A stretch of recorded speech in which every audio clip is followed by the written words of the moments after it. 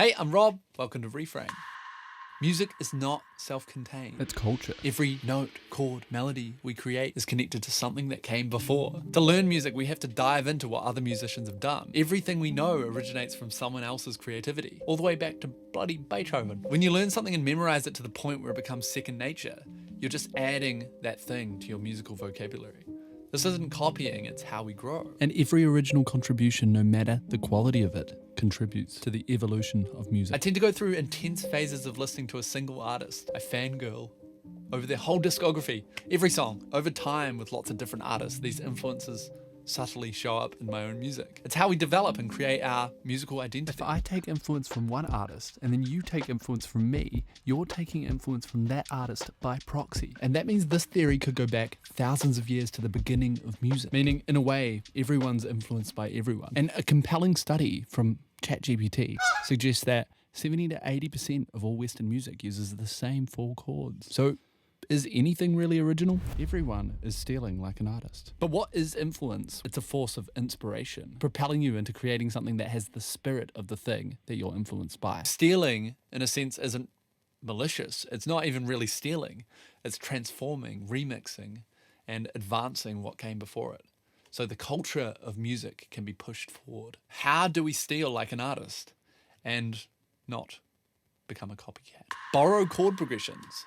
Chord progressions aren't copyrightable. So you can feel free to use chord progressions from songs you love, but make sure you experiment with them a little bit.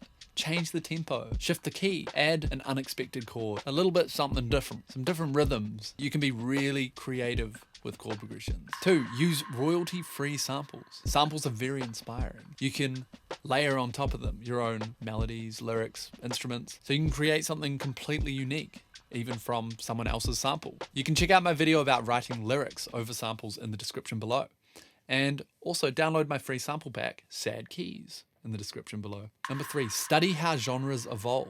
Innovation often happens when someone takes familiar elements and twists them into something new. That's how genres like pop punk would develop, taking punk's energy and blending it with catchy melodies and emotional depth of pop music. Intentions. Authenticity doesn't mean avoiding influences for the sake of being yourself.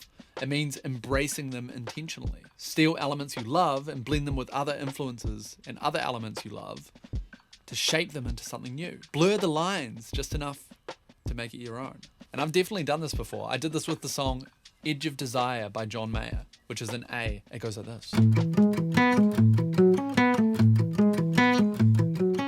I took that little riff, I changed the key, I kept the tempo, I embodied the spirit of the riff, and then wrote different lyrics and melody on top of it, which made it entirely my own. So what came out wasn't a clone, it was a song that carried the spirit of the original, but it sounded like mine. It'll be okay, though your worries in the way. There's a stage on the other side, an audience for you. I'm in overthinking, back behind the curtain. Spent way too long in the green room. Spotlight in the center, I'm staring from the side. Round of applause, the performance of my life. Stepped out and I didn't trip over.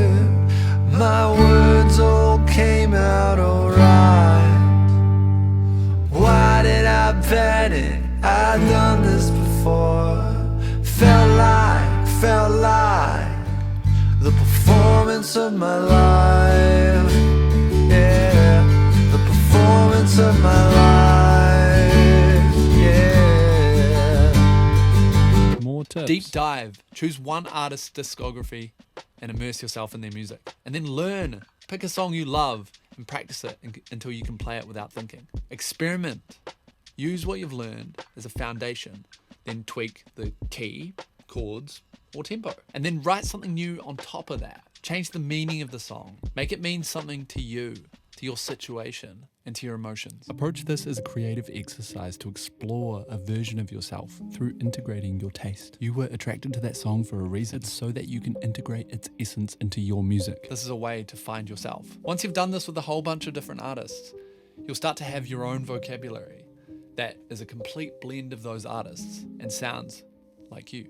So go forth. steal, remix, transform, and create like an artist to find your voice. Thanks for watching Reframe. I'm Rob.